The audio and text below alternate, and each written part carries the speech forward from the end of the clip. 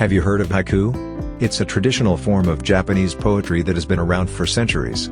Today, April 17th, is International Haiku Poetry Day, a celebration of this beautiful art form. Did you know that haiku consists of 3 lines with a 5-7-5 syllable structure? This strict format is used to convey profound meaning with minimal words. Haiku often features nature themes, and it is said that the best haiku poems evoke a sense of the season in which they were written. Here's a fun fact: the shortest haiku ever written was only 3 words long. It was composed by Japanese poet Akita Moritake and goes, "A fallen blossom, returning to the branch? It was a butterfly." So take a moment to appreciate the beauty of haiku today. Who knows, you might even be inspired to write your own.